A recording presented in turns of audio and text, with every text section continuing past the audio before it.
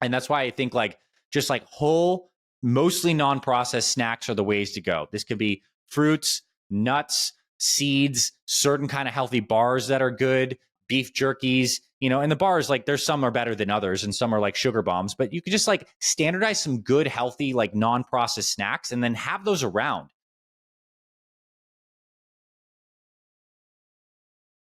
Welcome back to another episode of the Peak Performance Life podcast. Today, I am very excited to talk about a topic that is very near and dear to my heart since I am a father over 40. And today we have one of the top experts. His name is Dr. Anthony Balduzzi. He is the founder and CEO of the Fit Father Project and the Fit Mother Project. And he experienced a pivotal moment in his childhood when he watched his own father work relentlessly only to succumb to illness and pass away at the young age of 42. Anthony was just 9 years old at the time, and this life-changing event inspired him to dedicate his life to helping busy fathers and mothers age 40 and above lose weight, build muscle, and improve their overall health and the well-being of their families. As a licensed naturopathic doctor in Arizona, Dr. Balduzzi also holds dual degrees in nutrition and psychology, two of my favorite topics, probably my two favorite topics, from the University of Pennsylvania. Very impressive. In addition to his academic achievements, he is a former national champion bodybuilder. And through his unwavering commitment and efforts, he has successfully helped over 60,000 families across more than 100 countries through his Fit Father and Fit Mother programs. He's a renowned health expert dedicated to helping men and women optimize their health with the overachieving goal of building and maintaining both a fit body and a fit mind for longevity. Dr. Balduzzi, thank you so much for joining us here today. Thanks for having me. Awesome, man. Well, we have a lot of people over the age of 40 here that want to be fit mothers, want to be fit fathers. So really excited to talk about some of the ways that they can do that here. For sure. And I mean, maybe I'll just kick off with like, let's just call out to the landscape right now.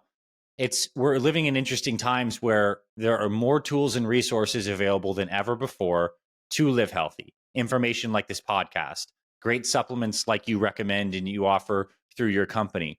At the same time, we also have as many pressures and stresses that are causing people over 40 to be as unhealthy as we've ever seen. We have these rates of chronic disease right now for people over 40 that are just astronomical. I think it's estimated now in the United States as over 60, close to 70% of people are overweight. Heart disease and diabetes are rampant. People are having inflammatory issues. Cancer cases in people under 50 are up 50% in the last 2 decades. So it's weird because we have all this access and power in terms of information and potential tools to live healthy. At the same time, society is as sick as ever. And we're also passing this kind of culture onto our kids, and that's going to shape the generation that's coming up. So I believe it's a very pivotal time for parents to get themselves healthy for their own lives, for their lifespan, their health span, their longevity, but also because we're kind of like the choices we're making as a generation today as parents is going to shape and steer what the next generation does. And that has a massive impact. I mean, we have type 2 diabetes in our kids right now, massive rates of anxiety and depression. We're addicted to phones. People are eating sugar and inflammatory foods. Like it's an important time to really buckle down and understand how we all live healthy in this landscape.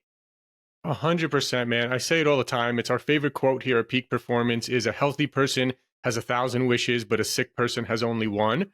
And it's just so incredible to me how so many people, especially business people and entrepreneurs who think that they just need to work, and they neglect their health. They neglect sometimes their family, things like that.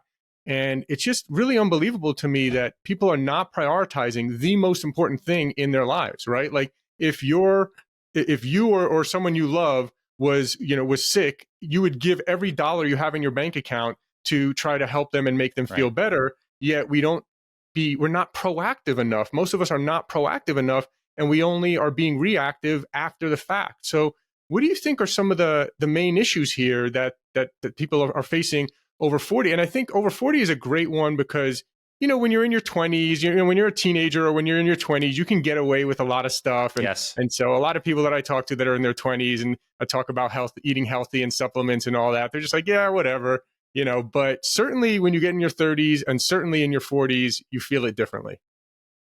You're so right. I mean, 40s, and then certainly into the 50s and definitely 60s are these revealing decades where the body's hormonal systems are changing. You have a couple decades of accumulation of stress and bad habits. You're often as busy as you've ever been managing your work and your family life. And you just feel the effects of aging. So it's that pivotal time where your choices have tighter feedback loops and you can't get away with things you used to do.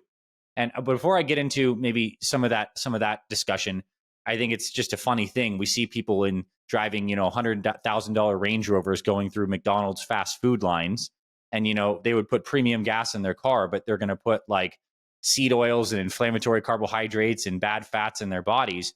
And I think it comes down to this fundamental disconnect where people don't realize that your entire life experience, even your psychology, even your mental well being, the neurotransmitters you have in your brain that lead to the feelings of connection and happiness, these are literally created through this body machine. There is no experience that you have that is not absolutely rooted in you having a healthy body. And we know when we have good health, or we can imagine what good health would be like, everything else in life is better. Like we have more confidence, we have more energy, we show up with, more emotional capacity as their parents, we feel more aligned. I mean, the word health literally means wholeness. That's where it comes from. The old Germanic for health means wholeness. And I think wholeness is this idea, I think of a sphere when I hear this, like it's got totality in all directions. And there's many people that end up like neglecting this category of health because they tell themselves, oh, I'm just too busy to exercise, or, oh, it's just I'm using food because it makes me feel good. It's a stress relief. But the problem is that's digging this massive hole that ultimately leads to a bunch of disease that you need to unwind later. Yep. Yep.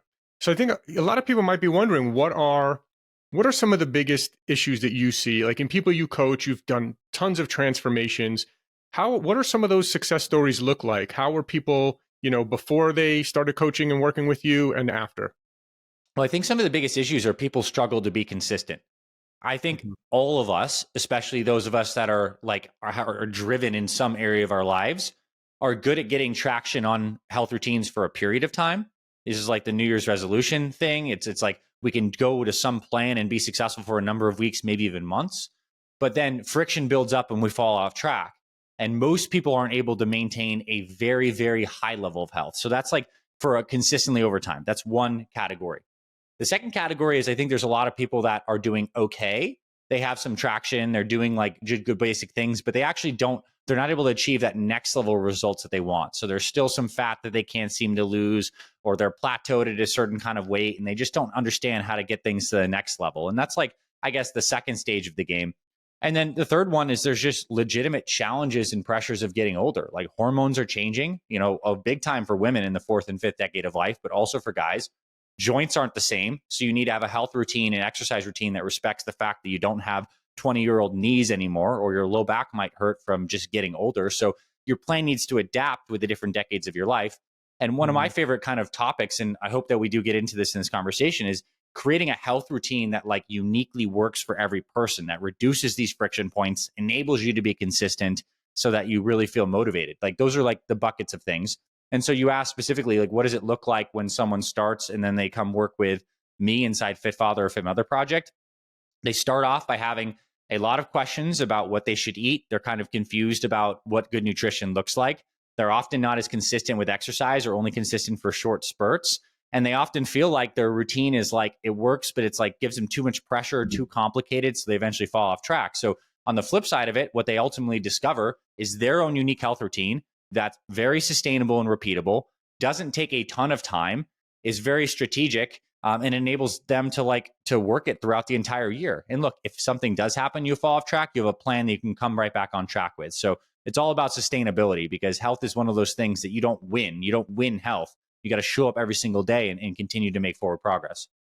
Yeah, yeah, absolutely. And yeah, it's really interesting. I'm always fascinated by the psychology of it, with so much information out there and everyone knows they should be healthier, but yet so many people struggle to actually do it, right? I have many friends who for many years, every year I talk to them, they're going to lose weight, they're going to get healthy, this is the year, and they do something for a little while and then they, like you said, they kind of fall off.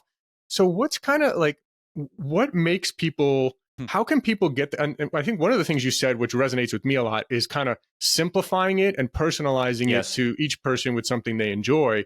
But really, Mhm. like, how do we get people to be consistent, to change their whole kind of way of life and integrate this into their life? Okay. It's an amazing question. And I think this is an area where we definitely spend some time on going deep, because We're talking about the process of behavior change. Like, Mm-hmm. how do you have someone change their behaviors consistently over a long period of time? And there is a very powerful analogy I like to teach on this topic. It's from a psychologist named Jonathan Haidt, Haidt. And he wrote a book called The Happiness Hypothesis. And in it, he shares this concept of all behavior change can be modeled in the analogy of an elephant, a rider, and a path. So I want everyone listening right now to imagine a small rider, like a little person, on top of a big elephant, and they're walking down a path. This is actually how our psychology and even how our brain structures are kind of mirrored.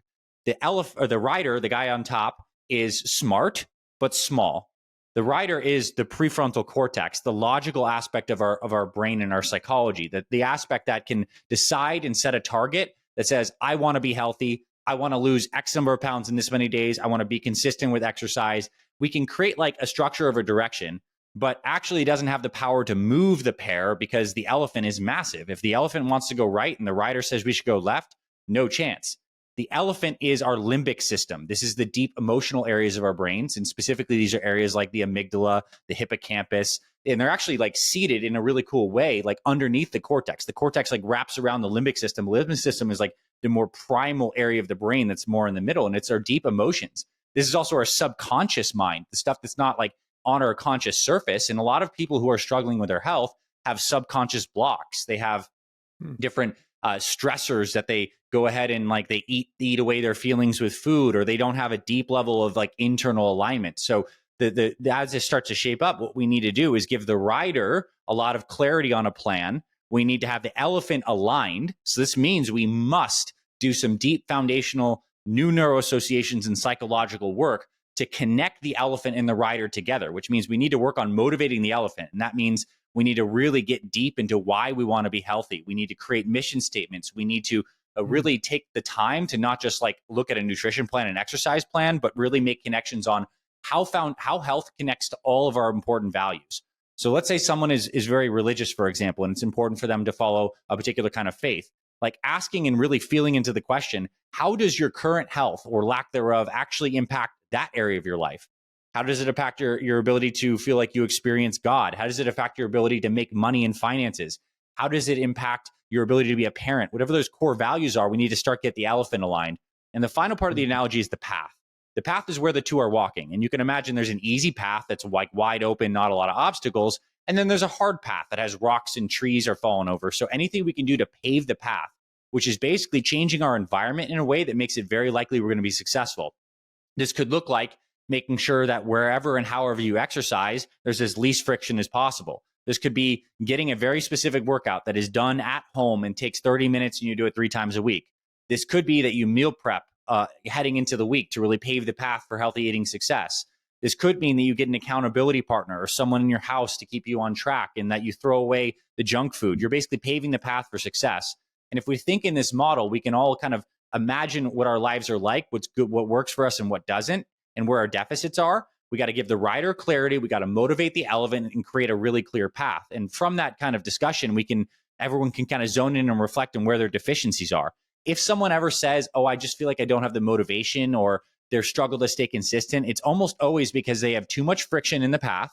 They don't have a truly motivated deep subconscious, the elephant, and their rider has created a plan that creates too much friction or is not clear enough.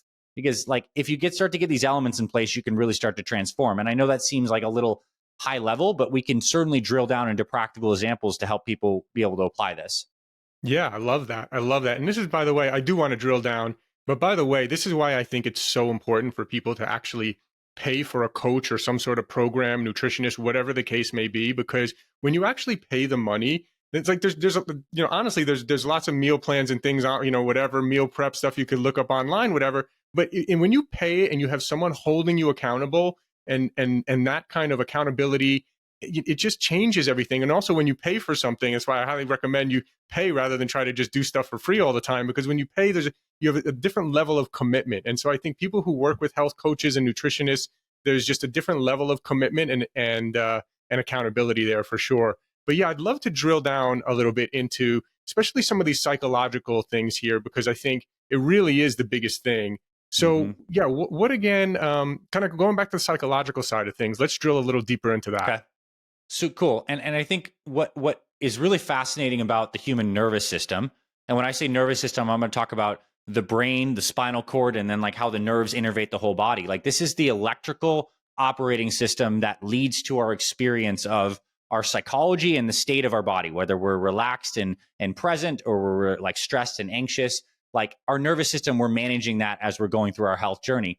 What's fascinating is that our nervous systems are attuned to responding to short-term threats, and we're really not good at spending resources to think about long-term threats. This is Mm. why if we're getting cut off on the road or there's something dangerous happening to our kids or something really immediately bad happens in our environment, we can respond very quickly, very clearly, but it's the smoldering inflammation in our arteries from eating bad foods. The low level damage to our brain is we don't sleep a lot for years and years and years.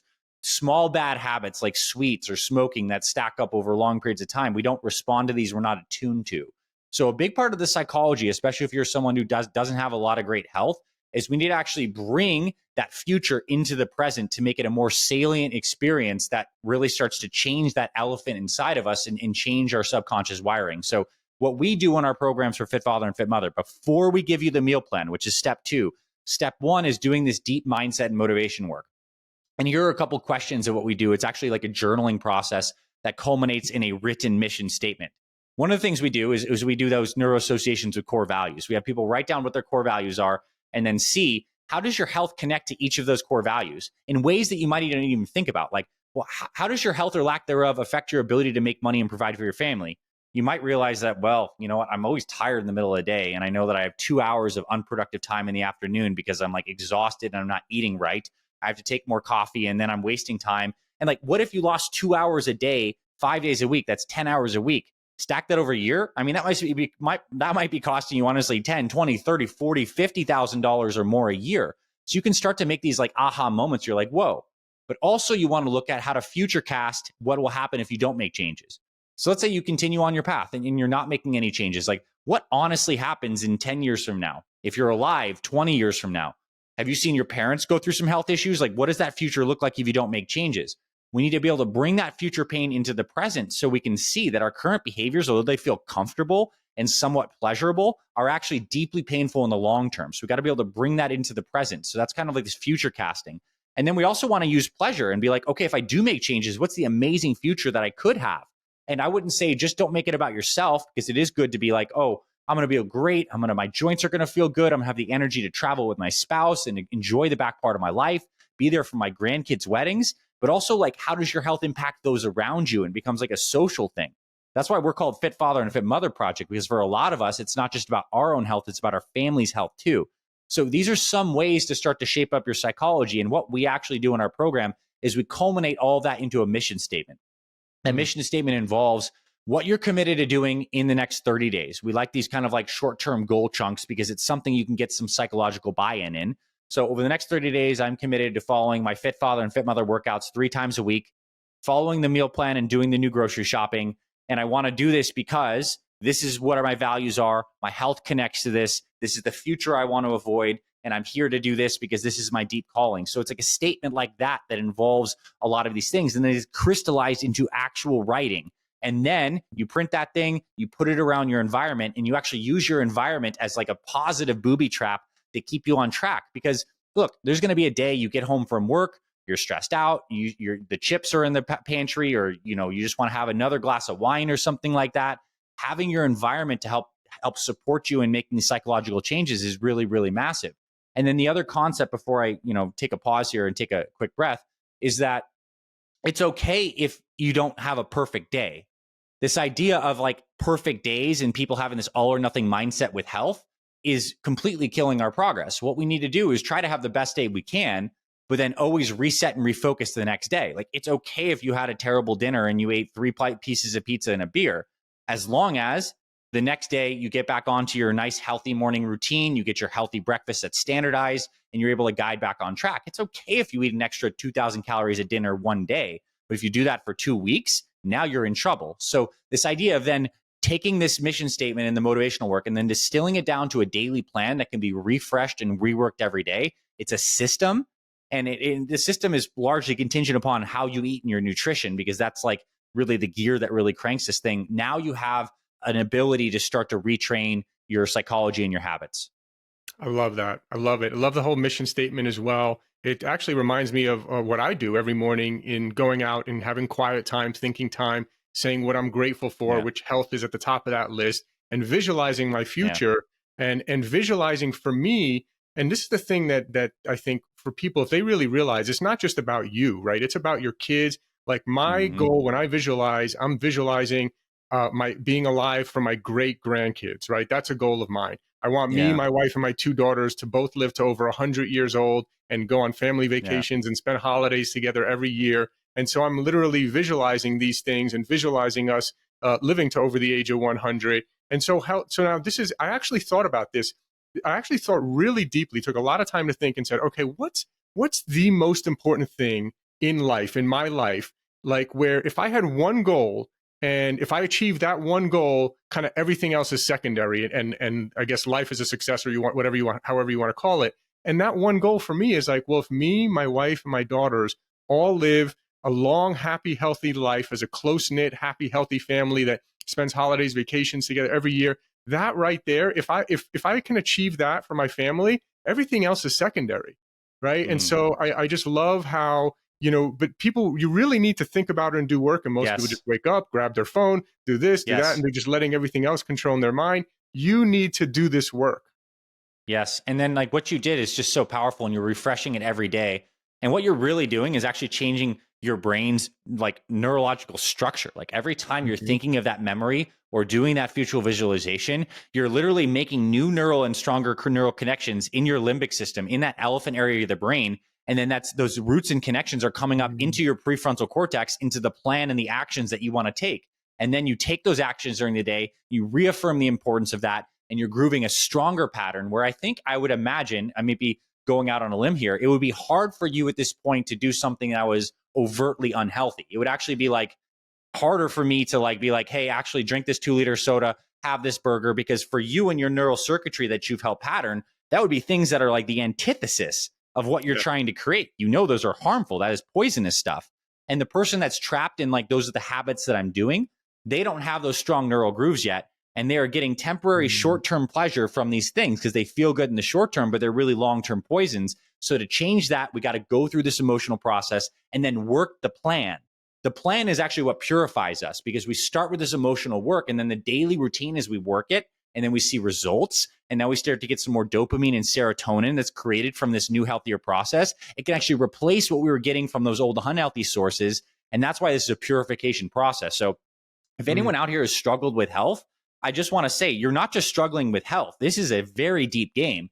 This is fundamentally changing your core behaviors, how you relate to your brain, your neurochemistry, the ways you're doing stress relief, how you're relating to your future of your life. And there are hundreds of millions of people struggling with this, so you're not alone. But the promise is when you can get out of this rut and get onto the healthier lifestyle, you're going to transform on the deepest levels, mentally, emotionally, and maybe even spiritually too. 100%. Yeah. And what you said is exactly right because my identity is, I don't eat, like when I look at a can of soda, I literally see like a skull and crossbones and the word poison. Yes. Like, and my identity is I'm healthy. I don't eat fried foods. I don't eat bread. I don't eat, added Yes. sugar products. Right. So this is part of my identity. And because I feel so good when I do that, right. And I think that's the other people, like when I see a piece of cake at a birthday party, I'm literally like looking at holding my stomach saying, oh, if I ate that, I would feel so disgusting. And people may not understand that. But what happens is you rewire your body and rewire your brain and you start Yes. to crave healthy foods but you have to get through Yes. this is an addiction. It's literally Yes. people don't want to call it like an addiction. It's like an addiction Yes. similar to drugs. It is. And the glucose and the sugar spikes they activate the same reward centers in the brain that things like cocaine do. Mm, And it's just like the normalized type of drug that we have. And that's important to recognize that we're just addicted to the neurochemistry we get from these unhealthy habits. And then we mm, must shift to using healthy habits to get that same kind of neurochemistry. And this is why like fit people like to exercise. Unfit mhm. people don't like the exercise. The fit people who like to exercise, they get these neurochemistry boosts. They feel good about themselves. So to make that switch, it does take some hard work. But I will say this, it can be done in around 3 months. Like the first Mhm. month is certainly hard. And that's why we're big believers of creating a 30-day mission statement and then being surrounded by like minded people. It's kind of like how like a rocket launches into space. It needs a tremendous amount of activation energy to escape the initial gravity in Earth. And that's like the 30 days. It's like an explosion of energy, effort, and like very focused time. And then once you're out into orbit, it's just micro adjustments. It doesn't take nearly as much fuel. And that's like where you're at right now. I mean, the course correct is only like small stuff because you're not really deviating from that. And now I want to get a little more practical in the time that we have left in this conversation, because the way to do this is to master your daily routine, is to master each day and to try to have a good routine. And when it comes to health, like I'm a big believer in like consistency is the key, and having a plan that you can be consistent with. And if you're able to win the morning time, it creates positive momentum that makes it more likely you're going to succeed the rest of the day. Because we know the opposite is true. You wake up, you snooze the alarm 3 times, you're running late, kids are all over the place, you have a coffee, you skip breakfast. Like, what's the likelihood that you're going to have a bad day after that? It's pretty high. You're going to be snacking on some kinds of foods. You're living reactively. Like, that's the opposite of what we want. And this is why I'm such a big believer in creating standardized, early, healthy routines in the morning. And this is not like super complicated stuff. At the bare minimum, it is you wake up, you drink water within 10 minutes of waking up, because this is exactly what the body needs for all your biochemical processes. You drink water, ideally with some added minerals in there. This could be as simple as some pink Himalayan sea salt or an even more complete mineral supplement, but you rehydrate in the morning. This is really good. And this could be something you probably have some greens powder supplements and stuff like that be thrown in there for some added nutrients. But the water is not just good from a physiologic basis, but also from a psychological basis, because the first action you're taking early in the day is you're affirming, as you throw back that water or those good nutrients, I am investing in my health today in a very simple way. And that sets on this positive momentum train that carries you through. Now, we like to have people actually like have a set meal timing schedule, like where you know when you're eating and you have a plan. So your nutrition is not reactive, it's proactive. This could be a classic breakfast, lunch, snack, and dinner setup. This could be intermittent fasting, where you skip that first meal or shift it back a number of hours. It doesn't matter exactly which one you choose. It just matters that the one that you choose fits your life and schedule. So if you are a breakfast person, if you like to exercise in the morning or you eat with the kids, then breakfast is probably good for you. If you're not hungry, if you like to just kind of like have coffee, tea, and water in the morning, then intermittent fast. But deciding what that is and sticking to that is really key, because that gives you the scaffolding to be productive.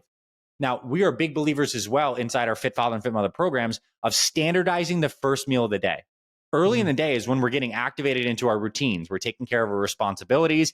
We need healthy food that gives us the right kind of nutrients, that keeps our blood sugar stable, gives us protein, vitamins, healthy carbs, healthy fats, that keeps us like full and satiated, but does not require a lot of thinking or cognitive work. These are ideally meals that are super standardized. So for breakfast, it could be some egg-based recipe with some fruit. This could be some kind of protein super smoothie. Could be some kind of overnight power oatmeal if you're plant-based. Like either way, it's just like a dialed in meal that you don't need to think about, takes very little time to make, and it's your consistent anchor every day. Because if we just did this one thing, standardize that first meal of the day, that is like 1/3 of your meals for the rest of your year are taken care of, easy, turnkey. And this is powerful because you start every day really well, you get good nutrients, you feel good, you're going to do better later in the day. But also because if you did bad the last day and you fell off track, you have something to come back in and re-anchor. So we want to balance consistency with variety. And I think dinner is the time to have more variety. The first meal of the day, and maybe even the second if you have lunch as well, are times to be super consistent and to have what I like to call go-to meals, because that sets the momentum in place that helps you be consistent. Yeah, it's so funny you say that, because it's exactly what I do. My breakfast and lunch is kind of my go-to standard. Yes. I don't have to think about it. And then dinner is where I might switch it up from, salmon to chicken to meat or whatever, and get some variety every night. Yeah, it's amazing you say that. I love, though, that you're really being proactive instead of reactive, right? So many people, especially busy professionals, they'll just work and then just like, oh, I'm caught up in this work right now. So like, even though it's 12, now it's 1, now it's 2, now all of a sudden they're starving, their blood sugar drops or whatever, and now they just start eating like crazy or eating some horrible food, right? So it's reactive, but being proactive. I love that. Yes, and let alone that happens, and you actually have the background intention that you want to be healthier. So now guilt kicks in, that you're like, oh crap, like I'm doing terrible. Now I'm having this thing, I'm off. And then you start to beat yourself up. And then you're like, I'm just going to start the diet next week, or, oh, it's all shit, I'll just have a cheat meal tonight, because you're stressed. So like now you're in actually psychological conflict too. So the way to solve that is you need to have that very simple plan. This is like basically your rider in this scenario, to go back to the analogy, did not have enough of a plan to direct the elephant in him through the path, right? The rider did not have a good plan. And then the frustrations of the walk and the journey happened. And now you got nothing. And so you have a frustrated elephant, a confused and conflicted rider. And now there's booby traps in the path. That's the exact opposite of what we want. So standardize that first meal. And this is why I'm not saying everyone needs to meal prep, but you just got to find a way to get that done. So for example, let's say you like, what do you have for breakfast? I'm curious, like what's your go-to meal, whether or not you have breakfast? What's your meal number one look like? Yeah, so typically for me, I don't like eating a big meal, and I'm also kind of like don't really want to do a cook and clean and all that kind of stuff. So Yep. these days, I'm typically having coffee with like like 20 25 grams of protein blended in the coffee with some Nice. some right now I change it up a little bit, but right now I have some lion's mane mushrooms. I put some prebiotic Yep. fiber, some other kind of Nice. stuff like that in there. And then sometimes I do have this like keto collagen protein bar. So sometimes I'll have that with the Nice. coffee just to get some protein in and get something in my Yep. stomach for when I have my workout.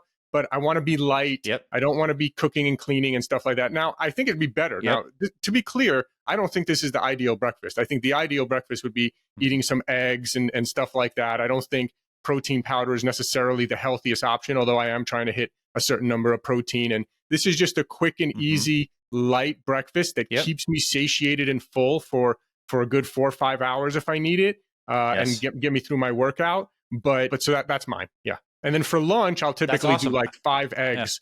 I'll typically do like 5 eggs for lunch, sometimes with some avocado. If I did a heavy leg workout, Yep. I have some sweet potatoes with it and some carbs.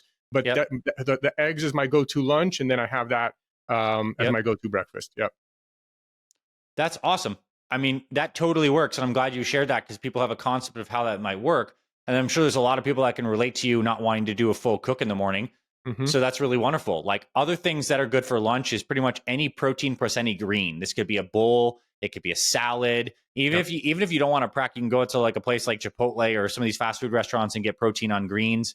Is always a good option. If someone tolerates wheat, and now like this is a kind of a topic because not everyone does tolerate that well, but if you do, and you can have some like maybe like organic sourdough or organic sprouted bread of some sort. Like we have many of our program members that will do a really healthy style turkey avocado sandwich on Ezekiel bread, and they tolerate it and they do fine. So it's not saying, and the cool thing about this framework is you still have proteins, carbs, and fats in your meal. You have Hmm. sweet potatoes, you Hmm. have eggs, you have other things. It doesn't need to be restrictive. You just need to build your go-to meals around healthy foods that you naturally love, which for you is obviously the eggs, the sweet potatoes, the coffee, and the super nutrients, and that's great. And then dinner can be more variety. And I think one thing we teach for dinner is this idea of like building a perfect plate. So if you imagined a blank plate of food and you filled half of that plate with some kind of veggie you love, a quarter of some kind of protein, and then the final quarter with some kind of healthy carb, or you can add more healthy fats if that's your preference, you're golden. So this could be like salmon, asparagus, and a sweet potato. It could be like a ground beef Mexican bowl with fajita veggies, the ground beef, and maybe you have avocado or a little bit of quinoa. Like, so you can just adapt so many different options. Chicken breast. You guys Hmm. can roast up some Brussels sprouts, and maybe you have a side of some kind of pasta that your family or your kids enjoy. It could be a lentil pasta or a wheat pasta or whatever. The idea is like if you start to think in these frameworks, you actually can be pretty free because you have a lot of variety options, but it's also like within bounds. So that's good. And then the other thing I'll say that is really helpful for people, because nutrition tends to like turn the wheel. And certainly after 40, you cannot out exercise poor nutrition. So we must start with this conversation first, is to get a lot of good, healthy go-to snacks, because there's that gap between like lunch and dinner, between like noon and 6, where a lot of people get into trouble. And that's why I think like just like whole, mostly non-processed snacks are the ways to go. This could be fruits, nuts, seeds, certain kind of healthy bars that are good, beef jerkies, and the bars, like there's some are better than others and some are like sugar bombs, but you could just like standardize some good, healthy, like non-processed snacks and then have those around. If you're in Yeah. the office at that time, make sure they're in the office. If you're traveling and away from home, that's a through line you can carry with you. So you always have something that you don't need to be reactive with. And so that's great. I'm a huge fan of that concept, because then this is like a system that goes with you all times. Yep, absolutely. What are things that you think are out of bounds for people, right? And I think, for me personally, because I had an experience, what is it now, 11 years ago, where I had massive pain and inflammation in my arms and hands, and so going paleo and eliminating all grains and gluten and all that was really huge for lowering inflammation in my body. But like Yes. you said, there are other many people, especially people who are very active, who can tolerate, some of the healthier forms of that. But, there are also other things that I kind of just think generically we can, is there anything like that you would basically Yeah. say, hey, make sure you stay away from this? Yeah, well, I definitely think like most people as they're getting healthy should drop their carbohydrates, like lower them. I'm not like eliminate them completely, but try to stay away from most pastas, breads, most grains, and that means even limiting the amount of rice you're having for the most part. Like the wheat that's in the United States is like inflammatory for most people. You Yeah. definitely want to be getting organic wheat if you're having any sort of wheat because you don't want the glyphosate in your body, period, full stop. Hmm. Um, Hmm. people tend to tolerate some of the tubers and like sweet potatoes and those kinds of varieties better than white potatoes.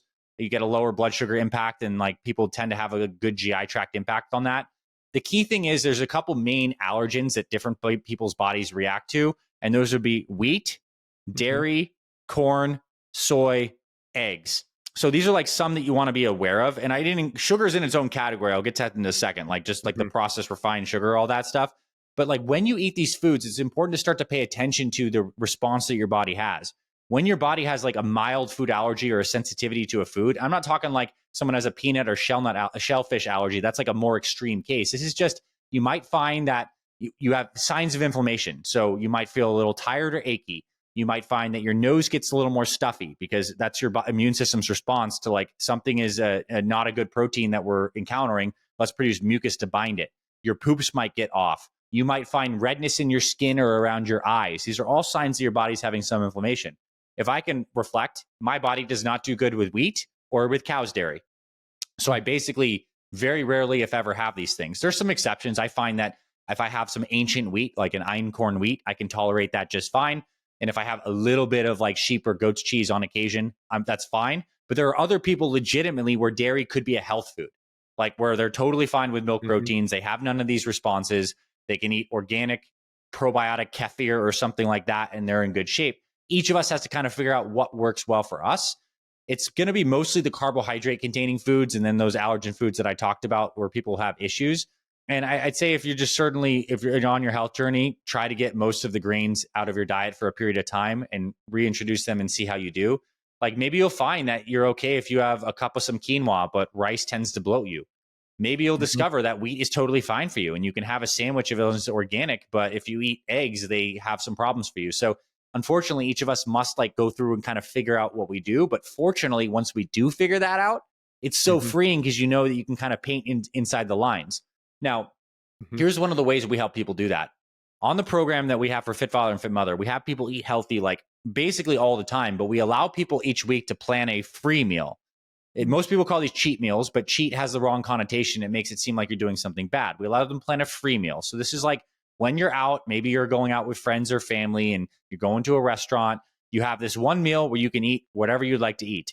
What's powerful about this is in the beginning, when people are starting their health journey, they'll often order like the burger or the pizza or ton of sushi with soy sauce or like whatever they want to do. And it's cool because psychologically you can have the opportunity to do that, but you're also going to get to experience how that impacts you the next day, how it Hmm. impacts your body, how it impacts the scale. And you're actually subtly rewiring your psychology because you're like, man, I had that pizza, but like it really wasn't worth it and how bad I feel today. So it's a cool repatterning process. And then you might actually discover some free meal foods that you eat and you're okay with. Like, okay, so you had a burger with a bun and you actually felt like kind of okay and you enjoyed it the next day. So we build in these concept of free meals to help give people the ability to have a wide variety of stuff, but also to get feedback from the body. I love that. I love that. Yeah, and I think let's talk a little bit about, because I know we only have a little bit of time left, but I really Yeah. want people to understand the importance of what a program like yours does for people. Because I really highly encourage it. And I know you've worked with a lot of groups, like Front Row Dads. I think I saw you on Yeah. something to do with them. That's another podcast that I love for people who are really want to be a great father.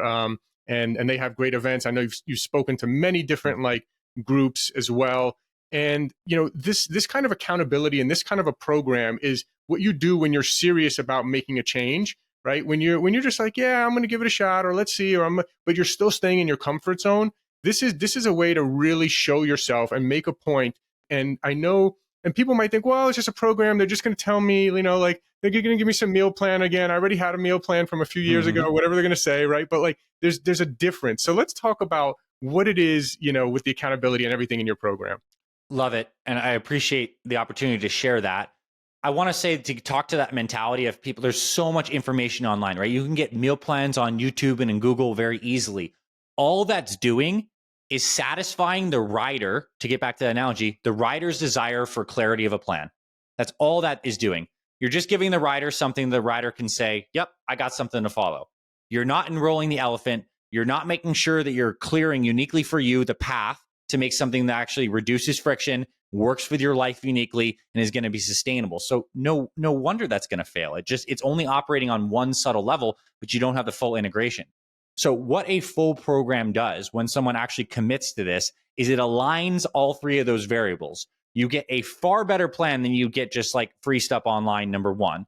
Number two, you get the elephant aligned with this deep motivational work. And this comes through the actual structure of the program, like we do some of this mindset motivation work, but also because you're surrounded by a ton of very committed people who are also on the same journey. Like in our communities, over 60,000 people together inside our app, inside our Facebook groups, talking constantly, encouraging one another. So it's like very motivating. It's a container of motivation. And it's amazing. Like every time humans have created something really amazing, like we've done something incredible, it wasn't just like one person did it. It was a group of people came together with focused energy and connection and collaboration to synergistically make something amazing. Like it's not like one person made it to the moon. It's like teams of people that do this. And the areas we succeed, whether in business, we're working on teams. But this health area is so funny because people just want to like lone wolf this thing. They just want to Mm-hmm. think that they can like figure it out all on their own. And it's a complete trap because now you're trying to be both like the CEO of your life and your family and your business, as well as now the CEO of your own health plan, this area you've been struggling with. It's no reason you feel like you have so many balls to juggle and there's so much cognitive energy and you're not getting traction. It's like the best athletes, like Kobe Bryant, had multiple coaches. He had a shooting coach, a dribbling coach, partners that he drilled with. Like he wasn't just like, I'm Kobe, like I'm the best at basketball. I don't need any help. So getting into that receptive mindset of actually signing up for something where you can just like follow it. And now you can be in the mode of execution instead of also like figuring it all out yourself takes a lot of that cognitive burden out. And then you just have something clear to follow. And there's the humility of that is also very powerful. And then, of course, like when you have a plan that's really good, that's worked for many, many people, it absolutely addresses a sustainability component. It helps like pave the path. It helps make sure that you're reducing friction points. And then when you hit friction points, that little PDF diet plan you have is not going to help you get out of like a rut. It's the living experience of being with coaches in a community of people who care that'll help encourage you because it is natural. You will fall off or have some kind of life stressor that is going to derail you for some time on your health plan. I mean, it could be like a family member goes through a very intense situation. Your parents get sick, job change, you move. Like these are natural pressures that come up every year in our lives. So to have a living community and experience to help you guide through those issues, or maybe something you're facing right now, is massive because otherwise we're just going to say, oh, this is happening. I just can't do this, or I don't have the time. And that's a defeated part of a mindset that arises, but is not actually true.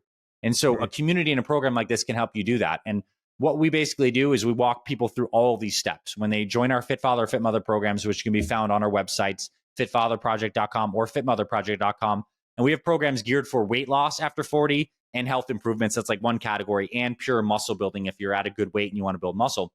We walk you through mission statement, meal plan, workouts, daily accountability. You have the app, and it's like, and our coaches are actually talking to you like one-on-one. We're here guiding you through the process. So that's why our members have had so much success and why we're growing as a company, because like straight information by itself doesn't work. We need to have this holistic process.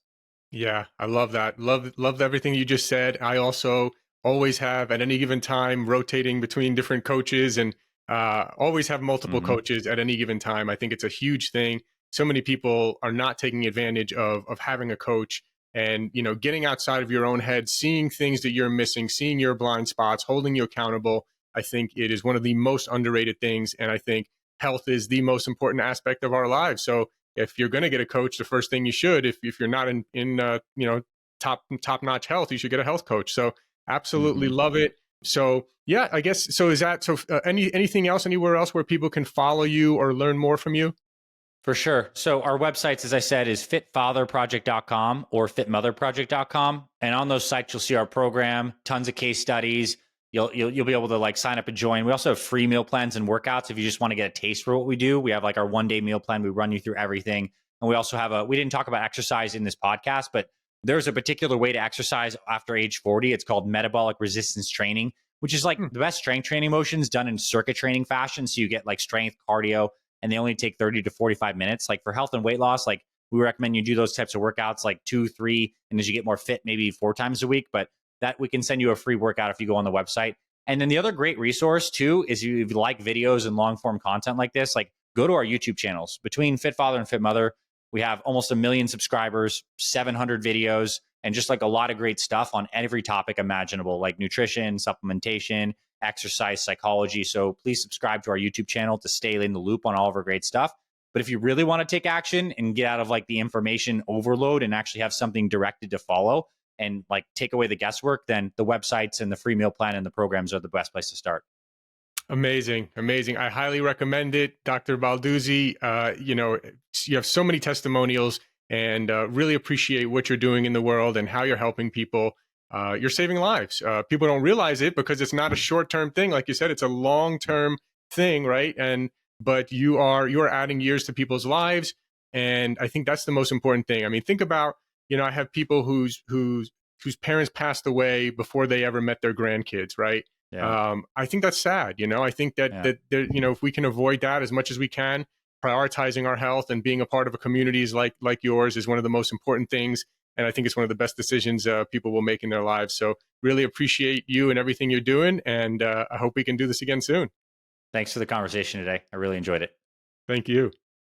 Thanks for listening. If you enjoyed the episode, can you please leave us a rating or review and subscribe? I've realized that while we have actually increased our downloads a lot, we're actually getting a lot of downloads, which I'm really happy about. We actually have very few ratings. And I realized that I've never asked people really to rate much. So I'm asking you now if you could please rate and review and subscribe. And if you enjoyed the episode, please forward it along to anyone that you think will get value out of this. Also, if you haven't checked out our line of products at buypeakperformance.com, you get 20% off your first order. That's www.buypeakperformance.com.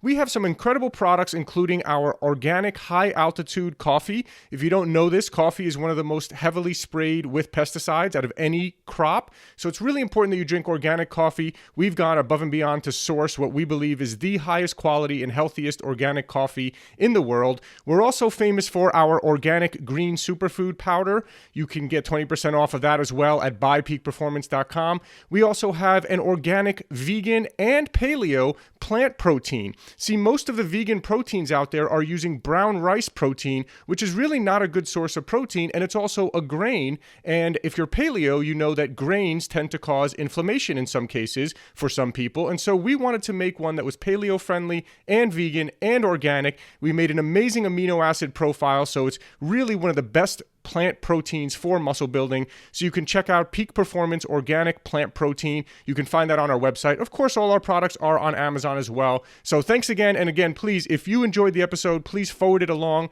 to someone who you feel can get value out of it. And please leave us a rating, review, and subscribe. Thank you.